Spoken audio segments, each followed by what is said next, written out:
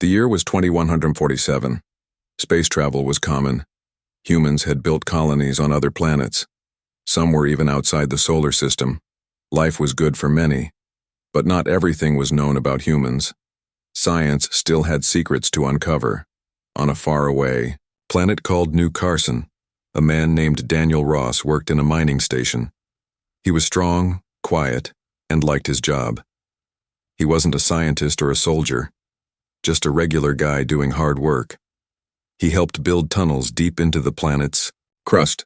They were looking for rare metals, ones that could power ships and weapons. One day, something went wrong. A plasma conduit exploded. It was a big pipe that carried super hot energy from the core up to the surface. When it burst, it sent out a wave of fire and radiation. Most people near it died instantly. Daniel was right next to it. Everyone thought he was gone, but he wasn't. Rescue teams found him hours later. He was lying on the ground, covered in soot and blood. His suit was torn. His skin was burned in places. But he was breathing, weakly, but alive. They took him to the nearest medical center. The doctor who checked him was Dr. Lisa Bennett.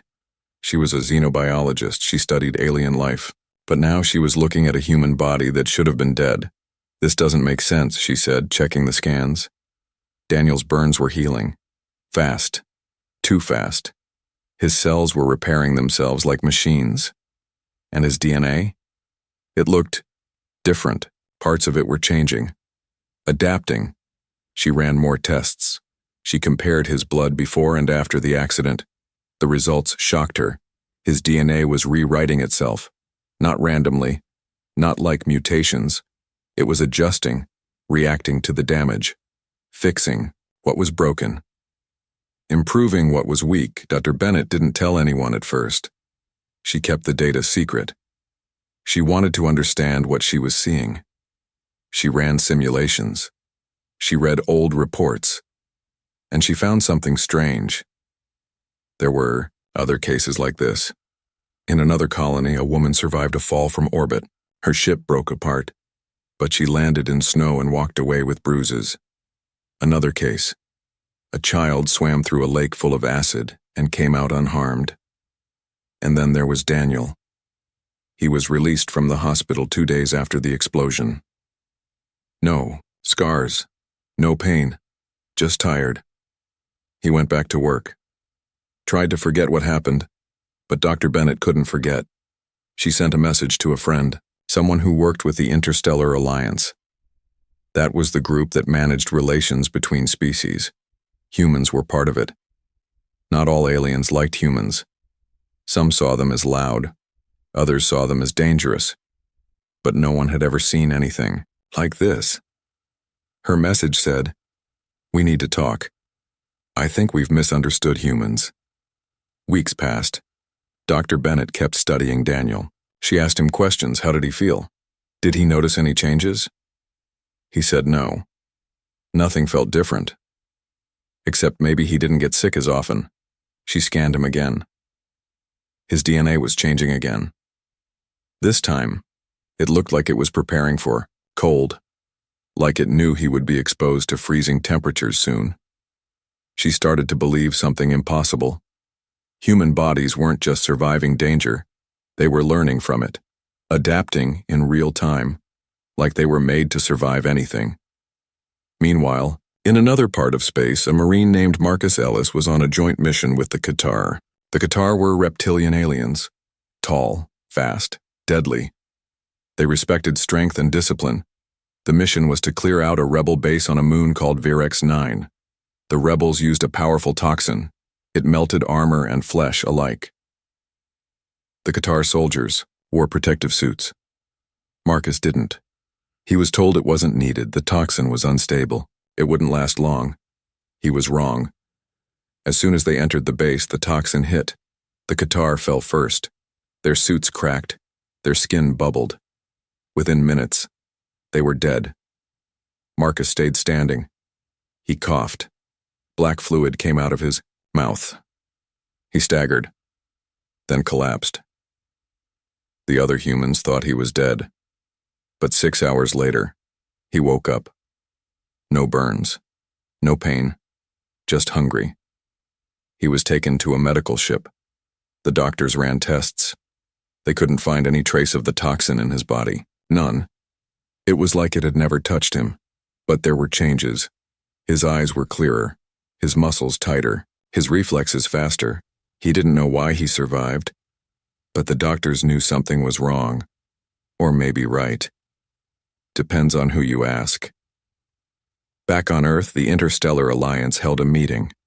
They were worried. Reports were coming in from all over, human space.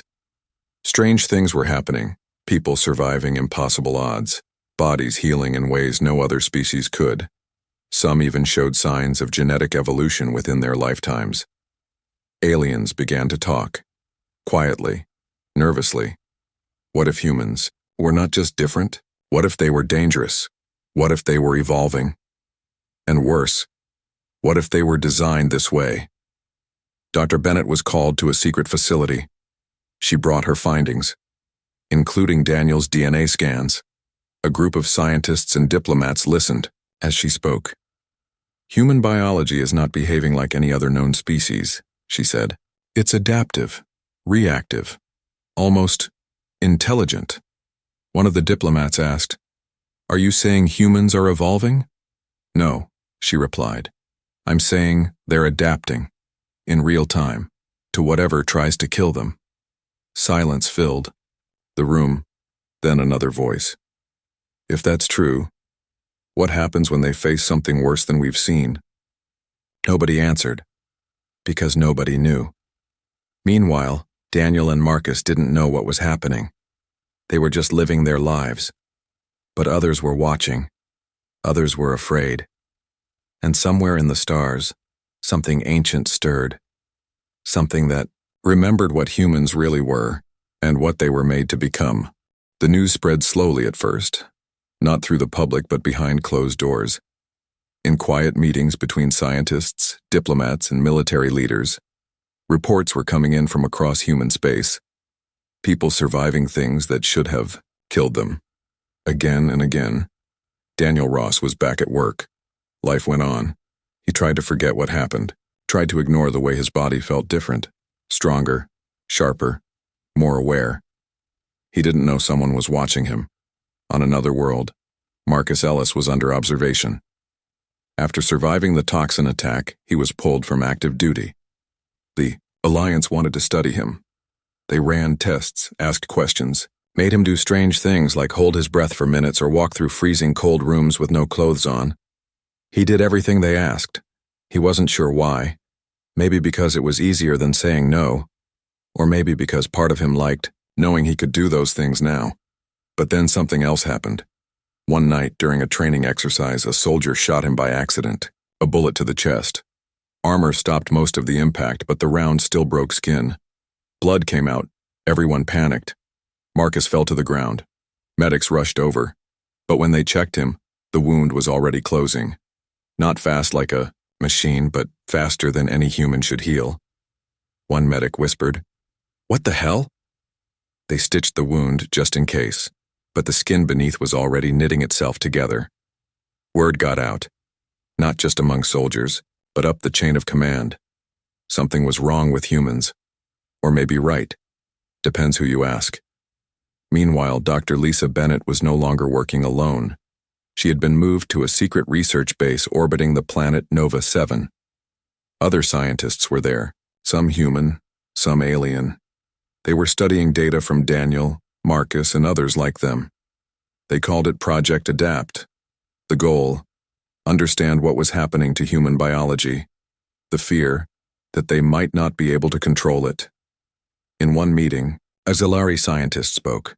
The Xelari were tall, thin beings with translucent skin and voices like wind through trees. "This is not evolution," she said. "Evolution takes time, generations. This is design." Another scientist, a human, named Harold Green, nodded. "We've looked at hundreds of cases," he said. "People exposed to extreme conditions. Vacuum, radiation, toxins all survived, and in every case their bodies adapted in real time." A Qatar officer crossed his arms. "So what are you saying?" he asked. "That humans are built to survive. Anything? Maybe, Dr. Bennett replied. Or maybe they were made to change, to become whatever they need to be. Silence followed. Then the Qatar said, "If that's true, we may have a problem." Off the record, the Alliance started tracking more incidents. A child on Colony World 3 fell into a vat of molten metal, walked out with red marks on his skin. No burns. A woman survived re-entry from orbit without a ship, landed in a forest. Only broken bones, healed within days. And then there was Emily Cruz. She was a test pilot, worked for a private company doing high-speed jumps near black holes. Part of an experiment to see how humans handled extreme gravity shifts. She volunteered for cryogenic stasis, a deep freeze meant to simulate long space travel. When she woke up, something was off. Her eyes moved faster. Her reflexes were sharp. She could hear things others couldn't. Small sounds, like a drop of water hitting metal from far away. Doctors studied her brain scans, found new neural pathways forming around her optic nerves, like her mind was rewiring itself. She told them she saw things differently. Like what? They asked. "I can see heat," she said. "Like a snake does. I can feel movement before I see it." They didn't believe her until she predicted a power surge seconds before it happened. Emily was labeled as a high-priority subject. She didn't know yet, but she was about to meet Daniel and Marcus, whether she wanted to or not. Rumors began to grow, not in official channels but in the dark corners of the net. Messages passed between miners, soldiers, and pilots, stories of people surviving impossible odds, of changes happening inside them. Some said it was a blessing, others said it was a curse. Aliens started to notice. Trade delegations canceled visits to human worlds. Some species avoided joint missions. Others demanded special precautions when dealing with humans. A message sent between two Zalari ambassadors read, "There is something unnatural about them. They do not die. They do not stay the same. They change, and they do not stop." Back on Earth, the Alliance held a closed-door session. A group of high-ranking officials sat around a table. They reviewed the latest findings. "We have confirmed multiple cases of adaptive physiology," said a man named Director Coulson. "Humans are evolving in real time, sometimes within hours of exposure to danger." A diplomat from the Qatar leaned forward. "And what happens if they face something worse? Something we don't even know exists?" Nobody answered. Finally, a voice from the corner. "Then they'll adapt to that too." Coulson looked at the speaker. It was a young analyst named Samira Holt. "You think this is normal?" he asked. "No," she said, "but I think it's intentional." Every head turned. "Intentional?" Coulson repeated. Samira stood up. She tapped a few keys on her tablet. A hologram appeared above the table. It showed ancient records, symbols, genetic maps. Some were human, others were not. "We assume humans evolved naturally," she said. "But what if they were designed? What if this ability has always been in us, waiting for the right moment to wake up?" Silence again. Then Coulson said, "You're saying someone made humans to survive anything?" "Maybe," Samira replied. "Or maybe they were made to survive everything, even the end of the world." Meanwhile, Daniel and Marcus were still unaware of the full scale of what was happening. Daniel was still working on New Carson. Marcus had been reassigned to a remote post, but Emily Cruz was not so lucky. One day she received a message. "Come quietly. Don't tell anyone." It didn't say who sent it, but she knew. They had come for her. She packed nothing, left no note. She stepped onto the shuttle. She looked back once. Then the door closed and she was gone. Somewhere in deep space, a signal was sent. It traveled through hidden channels. Encrypted. Untraceable. Only one line of text. "Adaptation is accelerating. Containment protocols must begin." The galaxy watched and waited. Because something was changing. Not just in a few people, in all of them, and the ones who understood what was happening. They were scared. Because humans weren't just surviving anymore. They were becoming something else, something that could not be stopped. He went about his life like normal, woke up early, ate a quick meal, walked to the mining station, worked long hours under the hot sun of New Carson. He tried not to think too much about what had happened to him. The explosion, the burns, the way his body healed too fast, but someone knew. Someone always knew. One day, two men showed up at the station. They wore plain clothes but carried themselves like soldiers. They asked for Daniel by name. "What's this about?" he asked. "Just a routine check," one said. "Nothing to worry about." But Daniel did worry, because when people came asking like that, it usually meant trouble. Marcus Ellis had already been taken. After surviving the toxin attack and the bullet wound, he was moved to a secure facility on Nova 7, no windows, no contact with the outside world, just tests, blood draws, scans, questions. They wanted to know everything, how he felt, how he remembered things. If anything seemed different. He told them the truth. Yes, his senses were sharper. He could hear small sounds from far away. He could move faster than before. Even his thoughts felt clearer. They listened, took notes.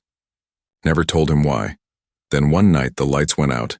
The power failed across the base. Alarms blared. Guards ran through the halls, and then a voice over the intercom. "Get ready.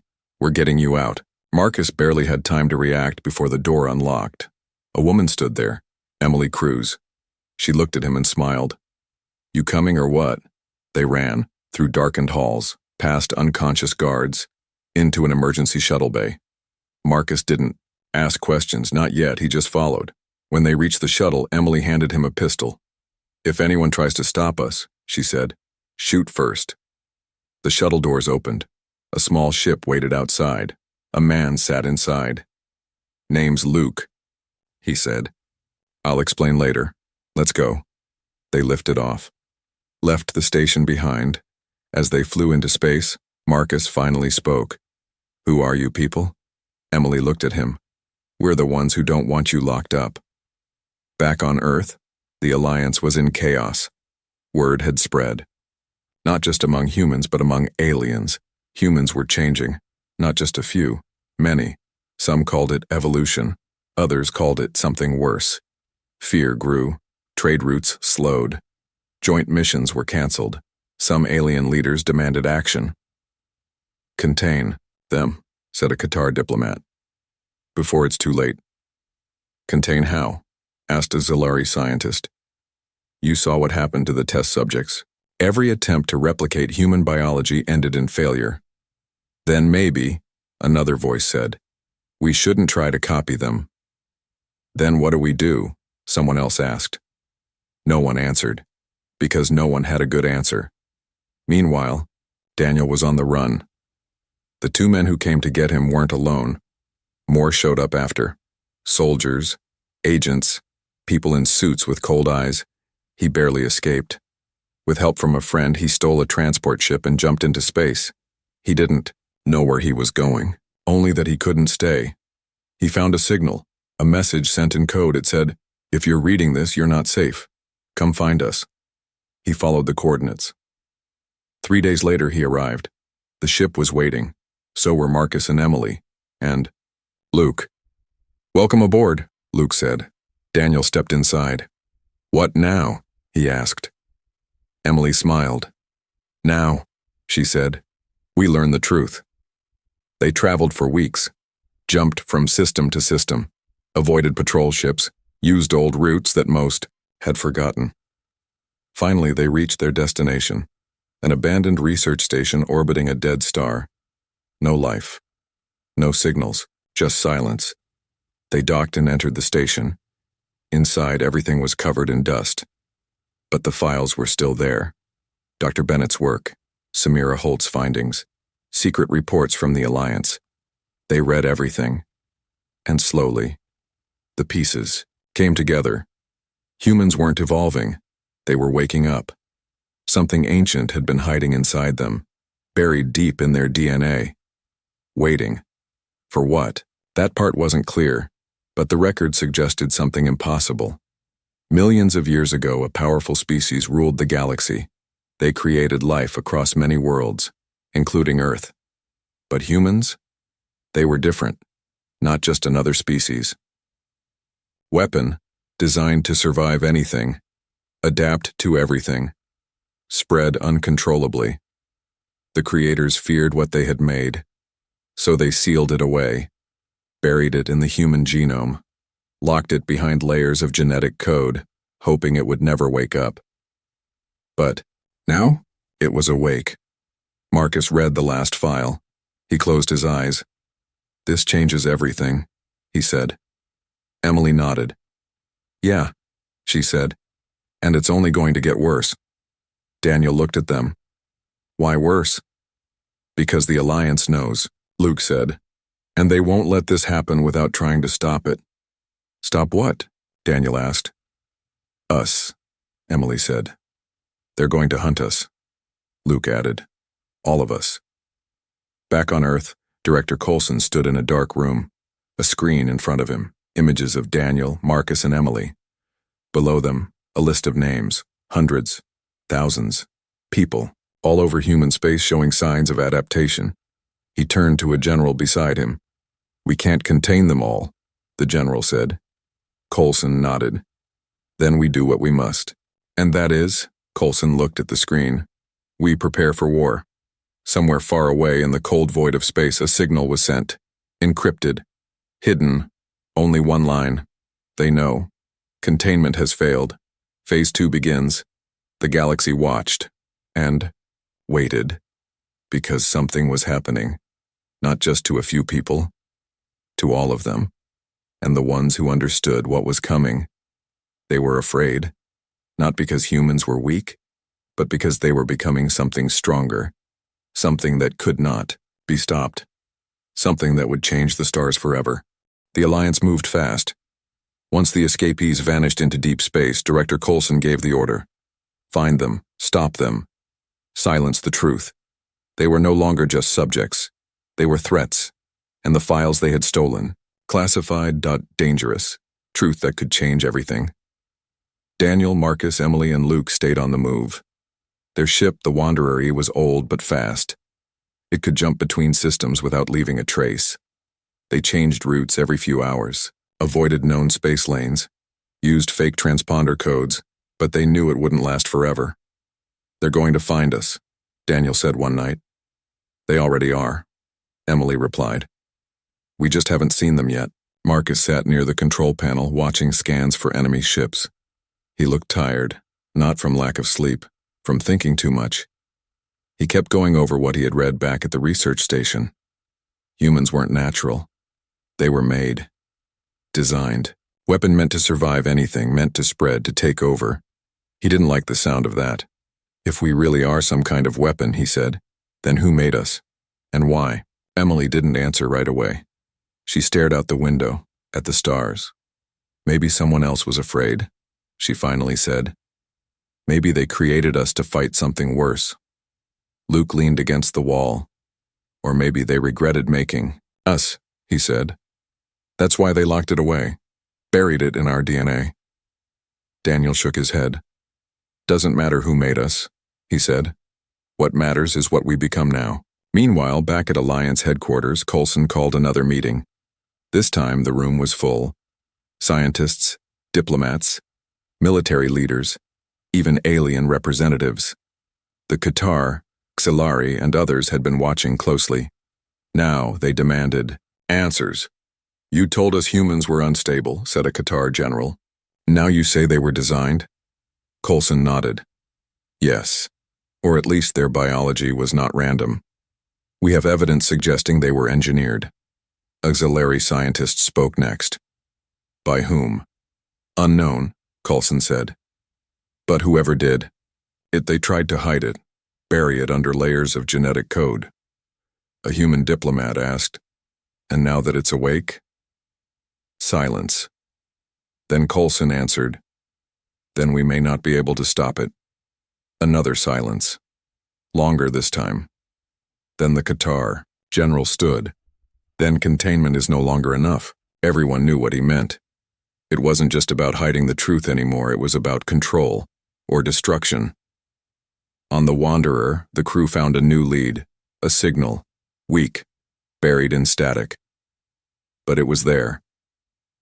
Luke adjusted the settings. "Someone's trying to reach us," he said. Emily listened. The voice was familiar. "This is Dr. Bennett," it said. "If you're hearing this, I'm still alive. Meet me at Europa 9, I have more answers." Daniel looked up. "Europa 9? Isn't that a dead moon?" "Used to be," Luke said. "But if anyone could set up a hidden base there, it'd be her." They agreed. They plotted a course, jumped into the dark. Days later, they landed on Europa 9. The surface was frozen. Wind howled across miles of ice. Beneath it, a hidden facility waited. Dr. Lisa Bennett met them inside. She looked tired. Older than before. "Glad you made it," she said. "Barely," Emily replied.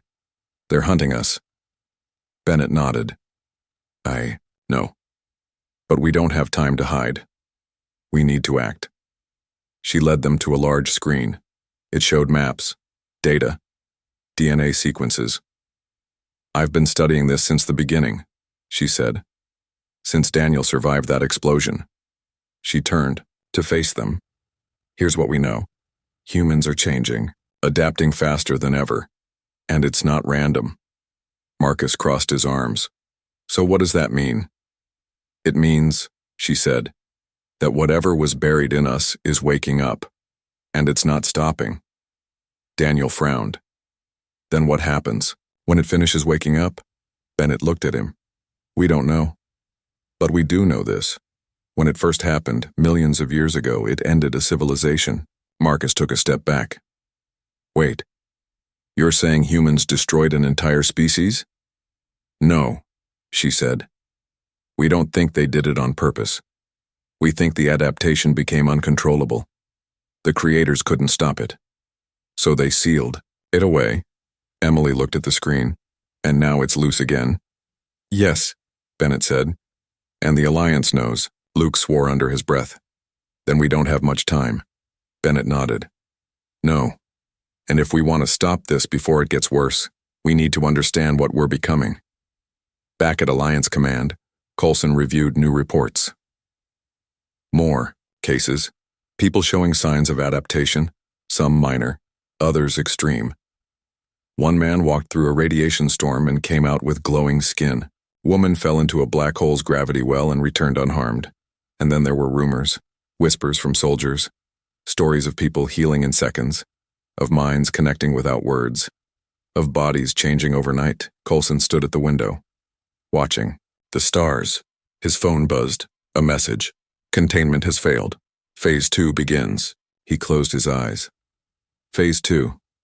Not just tracking, not just containing, eliminating. Meanwhile, on the Wanderer, the team prepared to leave. Bennett joined them. She brought all the data she had, maps, files, genetic records. "We need to get this to other humans," she said, "before the Alliance can erase it." Daniel looked at her. "How do we do that?" Bennett smiled. "Broadcast it. Everywhere." Emily raised an eyebrow. "You mean, send it to every colony? Every ship? Every planet? Every human?" Luke let out a low whistle. "That's a big risk." "It's the only way," Bennett said. "They've kept this secret long enough. It's time everyone knew." As they lifted off from Europa 9, alarms blared. Enemy ships on approach. Qatar, Warbirds. Auxiliary cruisers. Alliance interceptors. They had been found. Luke hit the thrusters. "Hold on." The ship shot into space. Behind them, weapons fired. Energy beams streaked past. Explosions lit up the void. "We can't outrun them forever," Marcus said. "We don't have to," Emily said.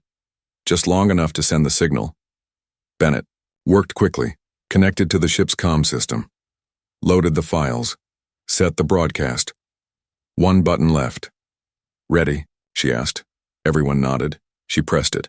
The signal went out, fast, silent, across the galaxy, to every human mind. The truth. Somewhere far away in the cold dark of space, something ancient stirred. Not a god, not a machine, something buried deep in human DNA, waiting, watching, learning, and now, waking up. The signal spread like fire, across human space, to every colony, every ship, every mind. It carried everything: files, data, genetic records, and the truth. Humans were not what they seemed. They had been made, designed to survive anything, buried, with a power that was now waking up. And once it started, there was no stopping it. People began to change. Not all at once, not all the same, but they changed. On New Carson, a miner named Jason fell into a lava pit during a drill collapse. He should have died. But when they pulled him out, his skin was red and cracked, but healing. Within minutes, the burns were gone. On Nova 7, a child was born with eyes that glowed in the dark. She could see heat, movement, even thoughts from those nearby. On Earth, a soldier woke up with metal under his skin. Not implants, natural growths, like armor forming beneath his flesh. No one knew how or why. They just knew something was happening, and it was happening to all of them. In deep space, the Wanderer drifted. Its crew watched as reports came in. "We did it," Emily said quietly. "Yeah," Luke replied. "Now we wait." Daniel stood near the window looking at the stars. "Do you think we did the right thing?" he asked. Marcus didn't answer right away. Then he said, "Doesn't matter if we did. It's done. And now the galaxy knows." Bennett sat at the console reading incoming messages. Some were scared, some were angry, some were excited. "They're calling us heroes," she said. "Others say we've doomed everyone." Emily laughed without humor. Both might be true. Back on Earth, Director Coulson stood in silence. His office was dark. Outside, the city buzzed with fear. People were changing. Some showed signs of adaptation, others didn't. But the divide was growing. Those who changed called themselves the Awakened. Those who hadn't feared them. Coulson read the latest report. Adaptation rate has increased. Estimated 32% of human population now shows signs of biological transformation. Projections suggest full species-wide shift within 6 months. He closed the file. Then he looked at the screen. A message from the Qatar High Command. "This cannot continue. Phase 2 must proceed." He exhaled slowly. Phase 2, not containment, not study, elimination. Aliens reacted fast. The Qatar mobilized fleets. The Xalari withdrew from human space. Other species debated what to do. Some wanted peace, most wanted control, or, worse, destruction. A meeting between alien leaders turned into an argument. "If we do nothing," said a Qatar general, "humans will become unstoppable." "They already are," replied a Xalari diplomat. "Have you seen the reports? Some can walk through vacuum. Others can survive antimatter exposure. This isn't evolution, it's domination." Another voice. "Then we must act before it spreads further." A vote was cast. A decision made. War was coming. On the Wanderer, the crew prepared for the worst. They had sent the signal. Now they had to face the consequences. Luke worked on upgrades to the ship's systems. Emily trained with weapons. Marcus ran simulations. Daniel tried to understand what he was becoming. He felt different, stronger, faster, aware, like something inside him was listening, learning, waiting. One night, he couldn't sleep. He walked to the observation deck. Bennett was already there. "You feel it too, don't you?" she asked. He nodded. "Like something's awake in me." She smiled faintly. "Because it is." He looked at her. "What happens next?" She didn't answer right away. Then she said, "I don't think we decide anymore. I think it decides. For us." The Alliance struck first. Qatar warships dropped from hyperspace near human colonies. Xalari cruisers followed. Interstellar patrol ships moved into position. Earth issued a warning. All awakened individuals are to be detained immediately. Failure to comply will result in forceful intervention. People resisted. Some fled. Others fought back. And some, they simply changed, without fear. without hesitation. On New Carson, a group of miners refused to surrender. When Qatar troops landed, expecting easy capture, they got something else. The miners stood their ground. One man stepped forward. His skin shimmered. His eyes glowed. He raised a hand, and the Qatar ships fell from the sky.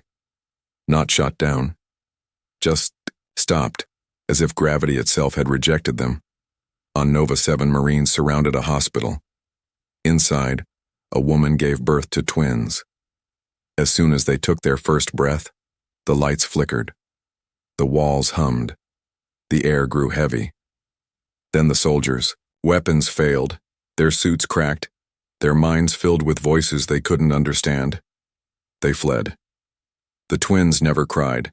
They only watched, with eyes that saw more than anyone else. On Earth, Coulson gave the final order.